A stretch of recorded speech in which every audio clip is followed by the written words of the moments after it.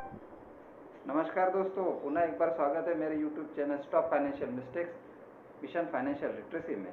दोस्तों, हमने सीज़न 1 में 13 एपिसोड के द्वारा जिन एज ग्रुप्स के बारे में बात करी थी, वहाँ पर हमने सीज़न 1 को पूरी तरह से कवर किया, ये हिसाब से कि कौन कौन सी एज में किस प्रकार की समस्याएं और किस प्रकार के फाइनेंशियल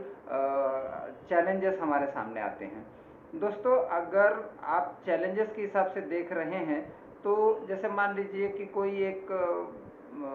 लड़का या लड़की जस्ट मैरिज वाले एज ग्रुप में है और उसको अगर ये लगता है कि उसने जस्ट मैरिज एज ग्रुप वाला अगर एपिसोड देख लिया है तो उसके हिसाब से उसका कंप्लीट हो गया है और उसको आगे के जो बाकी थोड़े 50 प्लस वाले या 50 माइनस वाले एज ग्रुप का चैलेंजेस के बारे में देखने की ज़रूरत नहीं है या ओल्ड एज का देखने की ज़रूरत नहीं है। तो दोस्तों, ये थोड़ा सा एक गलत हो जाएगा आपका, क्योंकि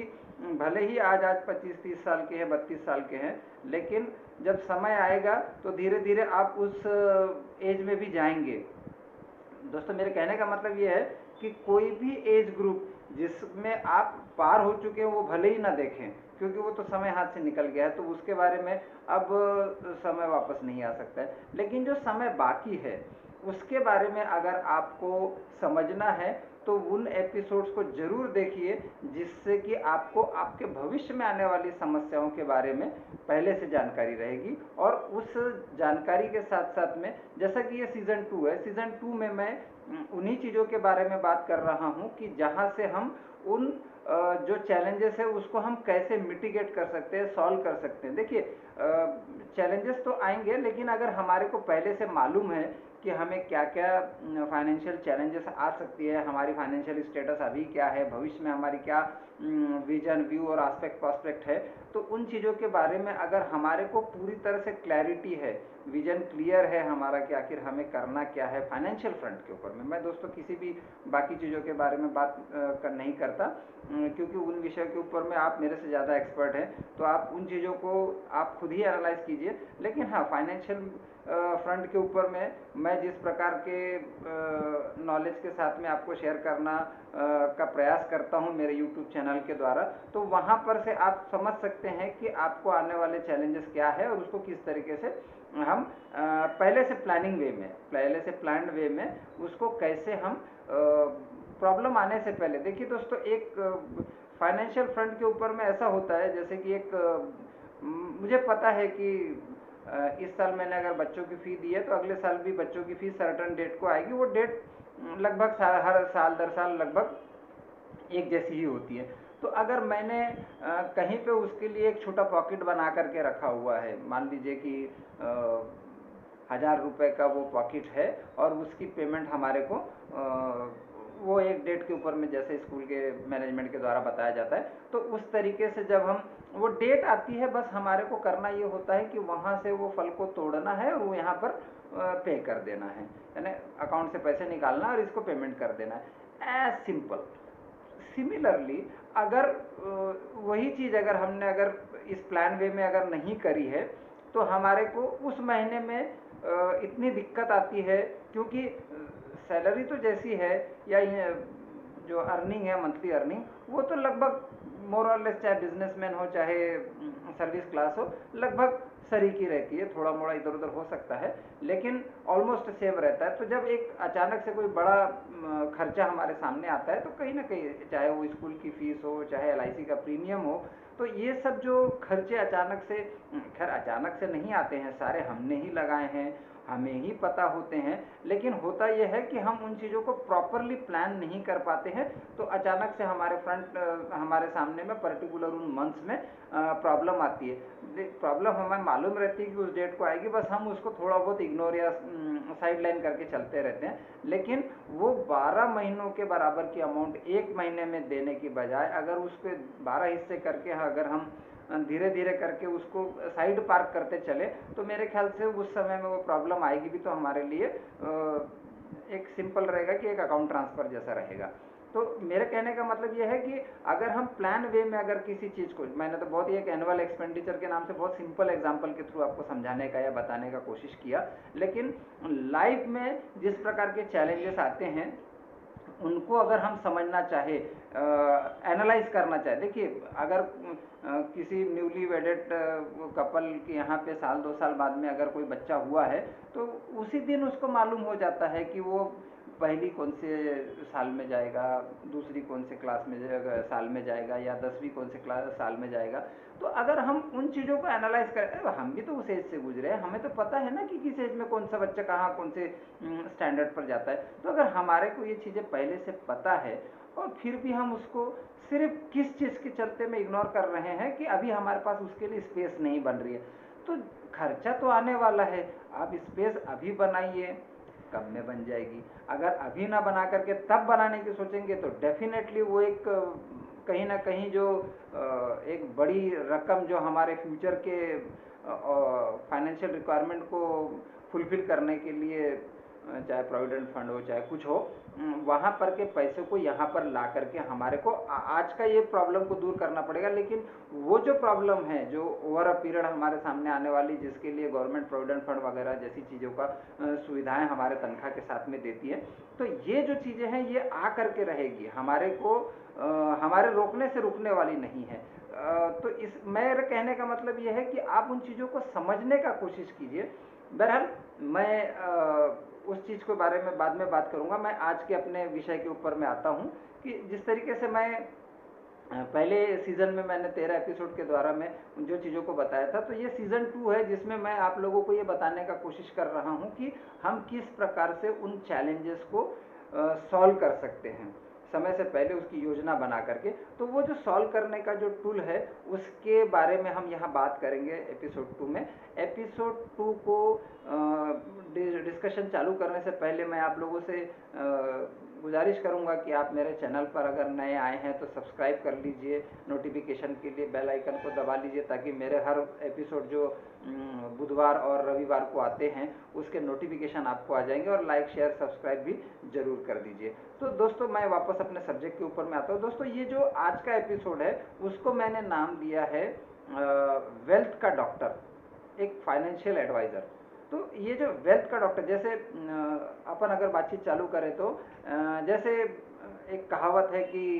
लड़की की उम्र और लड़के की तनख्वाह, या लड़का लड़की की जो भी नौकरी करता है उसकी तनख्वाह नहीं पूछनी चाहिए। तो ये लड़की की उम्र के बारे में मैं ज़्यादा डिटेल में नहीं जानता, लेकिन अगर तनख्वाह की बात करूं तो तनख्वाह शायद जब हमारे को तनख्वाह का पेपर आता तो उसमें ऑलरेडी लिखा रहता है कि ये एक कॉन्फिडेंशियल लेटर है, किसी के साथ में शेयर ना करें। तो एचआर की पॉलिसी के हिसाब से हमें किसी को शेयर नहीं करना चाहिए, वो अच्छी बात है। लेकिन जैसा कि कभी कभी क्या होता है कि परिवार में एक डॉक्टर होता है जो हमारी हेल्थ का ध्यान रखता है। हर परिवार का लगभग एक जनरल प्रैक्टिशनर फिक्स रहता है जो छोटा मोटा जिस प्रकार का भी फैमिली में या हमारे को एक फाइनेंशियल वो हेल्थ रिलेटेड अगर कंसर्न आता है तो हम इमीडिएटली उसको कॉल करते हैं या उससे मीटिंग रखते हैं, कंसल्टेंसी रखते हैं। सिमिलरली वो इसलिए रखते हैं या उस डॉक्टर को हम रेगुलर इसीलिए अपने कंसल्टेशन में रखते हैं क्योंकि हमारे को मालूम है कि हेल्थ रिलेटेड इशू आते रहता है, वेदर चेंज होगा या कुछ भी होगा। तो जिस प्रकार से हमारा हेल्थ का डॉक्टर फिक्स है, वैसा ही हमारे लिए बहुत ज़रूरी है कि हम एक वेल्थ का भी डॉक्टर अपने कंसल्टेशन में ज़रूर रखें। देखिए दोस्तों, जो वेल्थ का डॉक्टर होता है, शायद ये कॉन्सेप्ट बड़े शहरों में होगा, हर शहर में है कि नहीं मुझे नहीं लगता है, क्योंकि लोगों को ये जो बड़ा एक हेजिटेशन है अपनी तनख्वाह किसी को नहीं बताना, तो किसी को ना बताने के चक्कर में जैसे डॉक्टर को भी नहीं बताते हैं कुछ कुछ चीज़ें जो बाद में बड़ी हो जाती है। वैसी ही तरह से अगर ये अचानक से कोई इनकम टैक्स का नोटिस आ गया, या जैसे कभी किसी ने मान लीजिए कि अपनी रखी हुई प्रॉपर्टी को अचानक से पैसे की ज़रूरत पड़ी या अच्छी रकम मिली करके, अगर किसी ने अगर मान लीजिए अपना प्लॉट या फ्लैट बेचना का काम किया तो अचानक से उसके मतलब उसके अकाउंट में बड़ी रकम आ जाती है। तो बड़ी रकम आ जाती है, उस समय हमारे को ये पता नहीं रहता है कि हमने उससे पेमेंट किस मोड में लेना है, क्या क्या ध्यान रखना है कि हमारे ऊपर में टैक्स लाइबिलिटी जो आए वो बराबर पे आउट हो जाए, हमारे को सीए से बात करना चाहिए या सारी चीज़ें, तो हम सारी चीज़ें कर लेते हैं। उसके बाद में पता चलता है कि बाद में कोई नोटिस आ गई। तो ये जो चीज़ें होती है ये लगभग बहुत लोगों के साथ में होती है। उनको पहले पता ही नहीं रहता है कि हमारे को जाना किस तरीके से, हम पेमेंट रिसीव कर लेते हैं और उसके बाद में फिर दौड़ भाग करते हैं। तो दोस्तों, वेल्थ का डॉक्टर आपको वैसा ही गाइड करता है जैसा एक हेल्थ का डॉक्टर गाइड करता है। उससे हमारे को फाइनेंशियल रिलेटेड किसी भी बात को छुपाना नहीं चाहिए। पहला तो हमें फाइनेंशियल एडवाइज़र रखना चाहिए। रखना इसलिए चाहिए क्योंकि सबको लगता है कि मेरी तनख्वाह कम है, कम है, लेकिन अगर वो तनख्वाह प्रॉपरली यूटिलाइज हो रही है कि नहीं, ये बताने का अगर किसी को नॉलेज है, उसको अगर छोटी सी रकम कंसल्टेंसी के तौर पर देने से अगर हमारी ये प्रॉब्लम या जो भी हमारी सो कॉल्ड कम तनख्वाह है वो अगर प्रॉपरली यूटिलाइज या प्रॉपरली मैनेज हो जाती है, तो हमें उससे बेहतर और कुछ नहीं हो सकता है। क्योंकि तनख्वाह आज भले ही छोटी होगी, लेकिन ओवर अ पीरियड तनख्वाह बढ़ती जाती है। तो तनख्वाह जब बढ़ेगी तो हमारे जो ये मिस्टेक्स चल रही हैं ये भी चलते जाती हैं। तनख्वाह तो बढ़ती जाएगी और ये मिस्टेक्स जो है बाद में होता यह है कि एक हार्श डिसीजन ले करके, थोड़ा बहुत अपने को लॉस में डाल करके हमारे को वो फाइनेंशियल मिस्टेक को सुधारने का समय आता है। हमारे को पता भी रहता है कि ये तरीके से हम अगर जाएंगे, ओवर अ पीरियड हमको पता चलता है कि हमारे को अगर इस तरीके से हम जाएंगे तो हमारे को थोड़ा बहुत पेनाल्टी लग सकता है। उस समय में ऐसी परिस्थिति होती है कि न उगलते बनता है न निगलते बनता है, क्योंकि हाथ से सबसे बड़ी बात समय चला गया रहता है। ये सब नॉलेज आने में नौकरी के 10, 12, 15 साल निकल जाते हैं और ये इतना बड़ा पीरियड होता है कि वो लाइफ में वापस नहीं आएगा, ना ही वापस आएगा वो खर्च हुआ पैसा जो हमने इस फाइनेंशियल समझ लीजिए कि एडवाइज़र की न रहने के कारण या फाइनेंशियल कंसल्टेंसी न लेने के कारण हमने खर्चा कर दिए हैं। तो बहुत सारे ऐसे केसेस होते हैं, चाहे आपको शेयर से फ़ायदा हो, चाहे आपको प्रॉपर्टी से फ़ायदा हो, या बहुत सी चीज़ों से, जिस तरीके से बड़ी रकम या कुछ भी एक तनख्वाह के अलावा एनुअल आपकी सैलरी के अलावा में कोई अगर रकम मिलती है, वो अगर रकम के अलावा कोई पैसा मिलता है तो उसको किस तरीके से हमारे को रिसीव करना है, उसमें क्या क्या टैक्स के नियम हैं, ये सारी चीज़ों का नॉलेज अगर हमारे को पहले से रहता है तो हम उस तरीके से उसको प्रॉपरली मैनेज कर पाएंगे और जो भी हमारे ऊपर में टैक्स ड्यूज बन रहे हैं वो प्रॉपरली हम पे आउट करेंगे। और बाकायदा हमारा फॉर्म 16 ITR रिटर्न हर साल का जैसा क्लियर रखने की ज़रूरत होती है, ताकि हमारे को, क्योंकि यहाँ अगर कुछ ऊंच नीच हो गई तो फिर आगे जो भविष्य में किसी प्रकार की अगर लोन की रिक्वायरमेंट हो गई तो ये सब चीज़ों में वहाँ जाके फिर डिफ़िकल्टी होती है। क्योंकि देखिए, एक बार अगर आपका सिविल डैमेज हो गया तो उसका असर आगे भी दिखेगा। तो ये सब चीज़ें बहुत डिटेल में मैं बात कर रहा हूँ। अगर किसी को समझ रहा होगा तो बहुत अच्छी बात है, नहीं समझ रहा होगा तो हमारे को आप कमेंट बॉक्स में पूछ भी सकते हैं। तो ये जो चीज़ें हैं ये बहुत डिटेल में बातचीत करना ठीक नहीं है, लेकिन आप हर इंडिविजुअल जिसकी भी तनख्वाह कम है ये सोच करके ना चले कि आज तनख्वाह कम है, कल क्या होगा। तो उस चक्कर में हम कभी कभी ऐसे फाइनेंशियल मिस्टेक करते चले जाते हैं जिसका कि हमारे को लॉन्ग टर्म में पे बैक नहीं होता है, पे बैक कम होता है। उससे फिर हमारी उस समय की जो फाइनेंशियल रिक्वायरमेंट होती है वो प्रॉपरली मैनेज या प्रॉपरली कंप्लीट नहीं हो पाती है, वहाँ पैसे की कमी आ जाती है। तो वो जो चीज़ें होती है वो कहीं ना कहीं हमें ज़्यादा दिक्कत में डालती है, और उस समय जो सबसे बड़ी चीज़ नहीं रहती वो है समय। इसीलिए बेटर है, बेस्ट है कि एक फाइनेंशियल एडवाइज़र आप ज़रूर रखें, उसके साथ में सारी चीज़ें शेयर करें, इन एंड आउट सारे के सारे, आपकी प्रॉपर्टी से रिलेटेड, आपकी इन्वेस्टमेंट से रिलेटेड, आपकी सैलरी से रिलेटेड, बस उसी से कीजिए और किसी से मत कीजिए। लेकिन एक कोई भी एक जिसको रियली फाइनेंस का नॉलेज हो, जो एक प्रॉपरली आपको फाइनेंशियल एडवाइज़र के तौर के ऊपर में मदद कर सके, उस प्रकार के बंदे को आप कहीं से भी सेलेक्ट कीजिए और उसके साथ में सारे डिटेल्स के साथ में आप बैठिए लगे तो